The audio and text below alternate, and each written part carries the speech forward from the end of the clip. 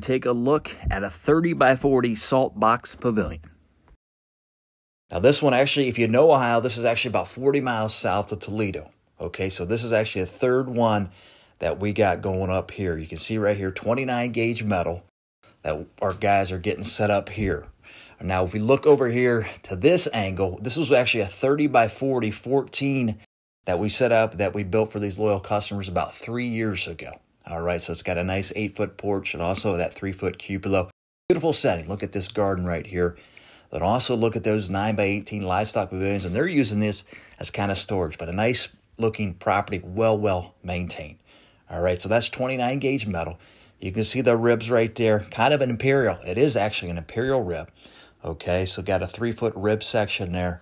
All right, now a lot of people ask me, hey, what's the difference between 26, 27, 28, and 29 gauge metal? Okay, now 26 gauge is going to be a little bit thicker, all right? And then you go up 29 gauge, but we like to use a good solid 29 gauge. Now, I know a lot of you out there have a lot of experience, a lot of knowledge, and you maybe picked up 29 gauge, and some of it's really cheap, really thin, you know? But we like to use the heavier duty 29 gauge metal. But let me know in the comments what you think about that, all right? I know everybody's got an opinion, and we welcome that, but we're utilizing actually a drip stop metal right there. Okay, it comes pre-assembled, pre-applied to underneath that metal. Now, this is kind of a, I wouldn't say new thing, but actually last 10 years, drip stop metals probably come on a lot stronger than that, kind of like a traditional vapor barrier.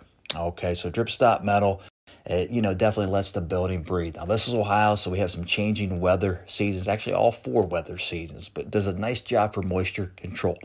Now, this is going to be open out front there, all right, 6 by 6, as you can see right there, embedded, and then 3-ply laminated columns right there. So 4-foot treated at the bottom. You can see we're utilizing a 401 stone mix, kind of like a highway berm mix.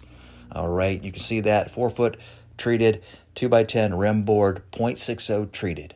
Okay, kind of gives you a little bit better idea. So 3-ply laminated columns, glued, finger jointed, laminated together. All right, you can see what we're doing, setting this up. All right, and then also the yellow pine headers. Now, we're in Ohio. Now, if you're out Pacific Northwest, you might be using like a Douglas fir. Now, we're in Ohio, yellow pine. We get it from down south, Alabama, Georgia. All right, those good states.